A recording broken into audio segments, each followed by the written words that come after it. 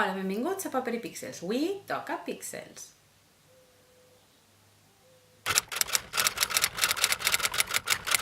Avui vinc a parlar-vos de la novel·la El planeta dels simis de Pierre Boulle. El planeta dels simis està escrit per un francès en francès sobre França. Ja sé que tots tenim la imatge de la pel·lícula de Charlton Heston i de les altres posteriors centrada en Estats Units, però és molt important també veure aquesta diferència de l'original a l'adaptació cinematogràfica. En un vídeo anterior que us deixo enllaçat baix us vaig explicar la tècnica de les nines russes per al narrador en el Frankenstein de Mary Shelley. Allí n'hi havia 4 nivells de narrador, així en trobem 2. La història comença amb un matrimoni de viatgers excursionistes espacials que estan viatjant per l'univers en la seva nau i troben una botella dins de la qual hi ha un manuscrit d'un periodista francès que explica la seva història, és a dir, que tenim 2 nivells de narració. El personatge que narra el periodista es diu Ulisses Merou. Ulisses ens explica la seva aventura en el planeta dels simis. Ulisses, per cert, caldria fer un vídeo comparatiu de l'Ulisses en l'Odissea d'Homer i l'Ulisses al planeta dels simis, perquè clarament té aquest nom el personatge, i el que explica és com ell forma part d'una expedició espacial, va amb un científic, un altre company que ara no recorde què és, i ell que és periodista, i van a parar a un planeta que es diu Betelgeuse. La paraula Betelgeuse ve de l'àrab i significa la mà de qui està en el centre. Parlem així del domini, del control. I en el nostre sistema, en la realitat, no és un planeta, és una estrella roja supergegant que és coneguda també com a Alfa d'Orió. És un dels 3 vèrtexs del triangle hivernal de la constel·lació d'Orió. A la història és un planeta i ells van a parar allí i troben humans. En el llibre, els éssers humans van despullats, són com animals. No els humans que arriben, el periodista arriba vestit, però el primer que veu és una xica a la qual li posa el nom de Nova. Òbviament, és perquè és com l'Eva d'allà, és la primera que troba, i és un nou ésser humà que troba allí, i van tots despullats, però es comporten com animals, no parlen, són molt primitius, i ells representen com una amenaça perquè els veuen diferents, els veuen vestits, de fet decideixen que es lleven tota la roba per intentar acostar-se com si ells foren animalets, i veuen que ells, per exemple, els de l'expedició porten un simi i el que fan és atacar-lo de seguida.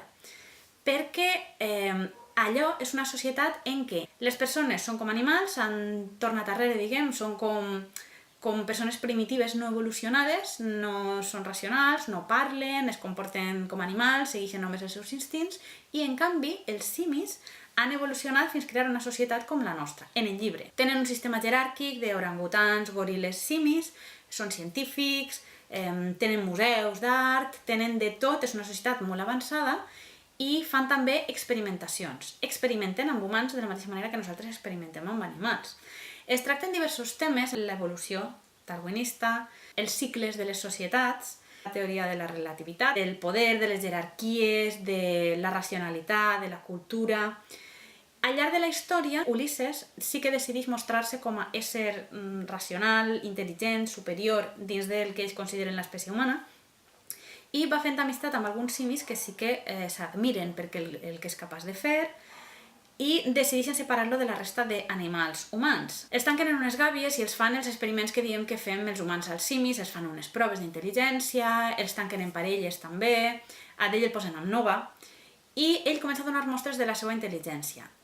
Una de les símies, que és Zira, s'admira molt del que és capaç de fer i al final amb el seu promès Cornelius el trauen i decideixen esbrinar un poc més d'on ve, li deixen que els expliqui la seva història i se l'emporten a unes expedicions.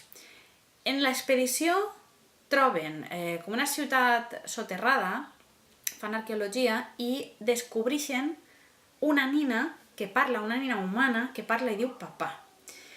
Tot això dona pas a confirmar que la història d'Ulisses és certa, que les persones han regnat en algun moment, perquè les persones juguen amb un joguet, el joguet parla, els humans parlen, tot el que ells consideraven que era de simis en realitat no venia exactament d'ahir, ells tenen la seva pròpia història de l'evolució, i en la pel·lícula és el moment en què es descobreix l'estàtua de la llibertat soterrada. A mi aquest pla no m'agrada molt, perquè també dona pas a pensar en aquesta societat enterrada, també parla de que s'ha viatjat en el temps, perquè en realitat ells han viatjat en l'espai però han tornat a la Terra en una altra època en què ja no regnen, i és una metàfora molt evident de la llibertat enterrada. La llibertat ja ha quedat darrere, ells ja no tenen aquesta llibertat i els éssers humans ara estan per baix.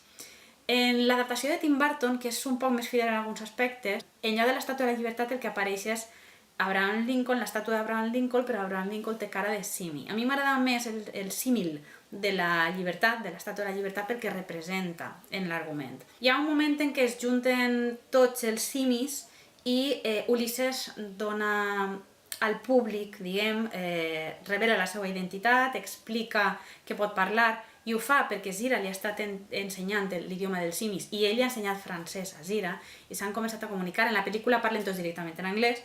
Així és molt interessant també veure com cadascú va aprenent l'altre llenguatge i al final ell explica en llenguatge de simis qui és, d'on ve, tot el que hi ha i alguns simis comencen a sentir-se amenaçats. Després en la història es revela que Nova està embarassada i decideixen que se n'han d'anar del planeta i Zira i Cornelius els ajuden.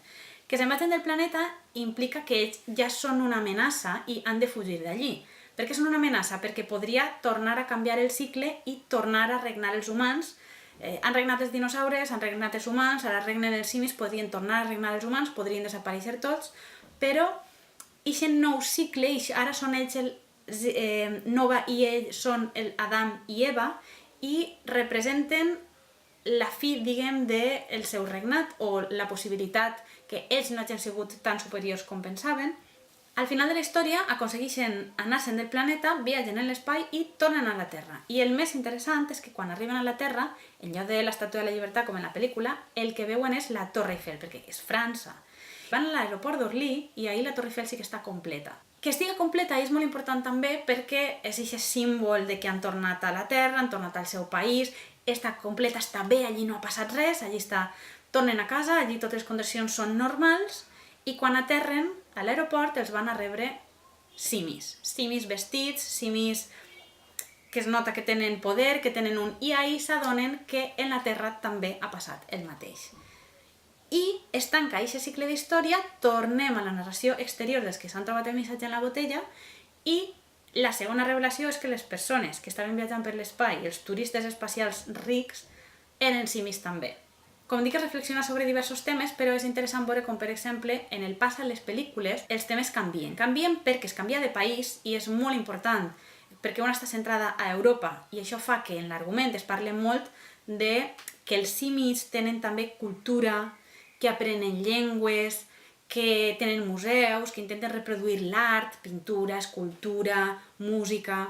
En canvi, els americans, les versions americanes, ja parlen tots la mateixa llengua, no es parla de plurilingüisme, l'anglès és el que regna, fins i tot els simis el saben, no es parla d'aquesta societat avançada, culta, ni de la importància d'aquesta cultura. De fet, ahir sembla que els simis són més conservadors, tenen poder i han evolucionat, però no han evolucionat tant com els del llibre. Són més, com dic, conservadors. Ahir manen més que les persones, però no són els simis de la pel·lícula. És un altre tipus de societat totalment distints. I sí que se senten molt amenaçats pels humans. En el llibre la narració literàriament no és gran cosa. Se salta totes les lleis del show don't tell, perquè el que fa és explicar directament.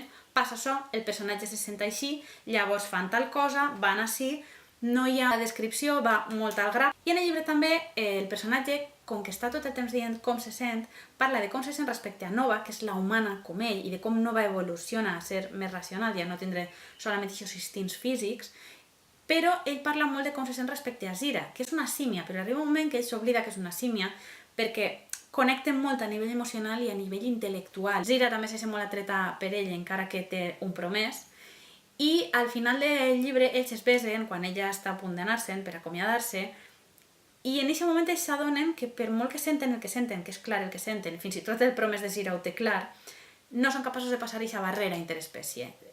Així les relacions interespècie en realitat és una metàfora de les relacions interracials.